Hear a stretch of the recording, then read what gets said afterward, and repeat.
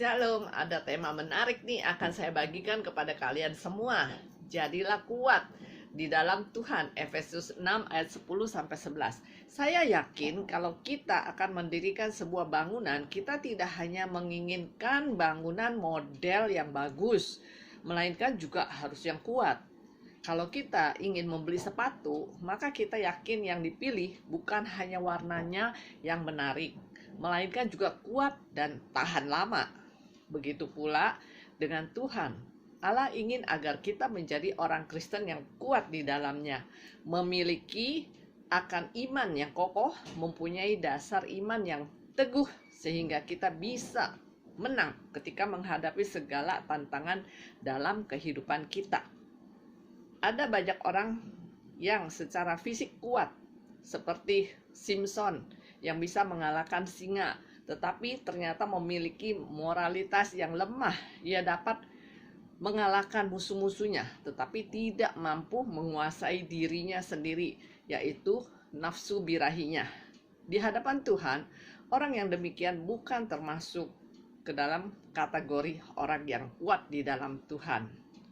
Kalau ada atlet angkat besi yang bisa mengangkat beban 200 kg, mungkin kita bisa menganggapnya kuat secara rohani.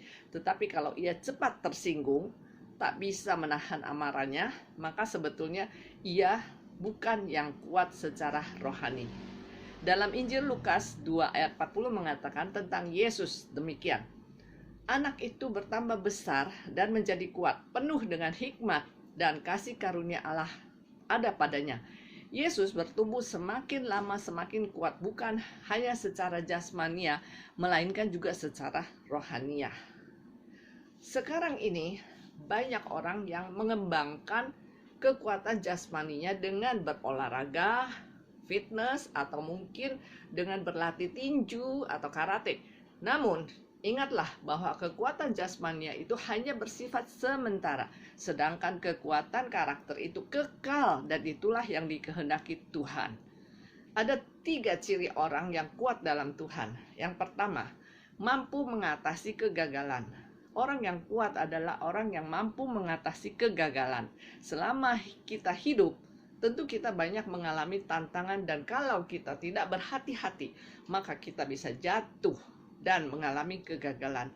Namun, apakah yang kita lakukan bila mana mengalami kegagalan? Apakah kita akan semakin terperosok atau kita akan segera bangkit dan dari kegagalan itu? Kalau kita memperhatikan tokoh-tokoh besar dalam Alkitab, mereka adalah orang-orang yang pernah mengalami kegagalan. Adam, Abraham, Musa, Daud, dan Petrus pernah gagal. Bahkan Petrus menyangkal Yesus sampai 3 kali. Namun mereka adalah orang-orang yang tidak terbenam dalam kegagalan dan meraih kemenangan yang berasal dari Tuhan. Yeremia 18 ayat 4. Thomas Alva Edison adalah orang yang sudah ribuan kali mengalami kegagalan ketika ingin menemukan bola lampu pijar. Namun setelah ribuan kali gagal, ia berhasil menemukannya. Karena kegigihan dan keuletannya, ia mampu mengatasi masalah kegagalannya. Yang kedua, mampu mengatasi keberhasilan. Orang yang kuat adalah orang yang mampu mengatasi keberhasilan. Banyak orang yang mampu mengatasi kesulitan, namun tidak mampu memperlakukan berkat-berkat yang Tuhan berikan padanya. Artinya, ada banyak orang kalau pada saat kesusahan ia mencari Tuhan, tetapi pada saat senang ia menjadi sombong.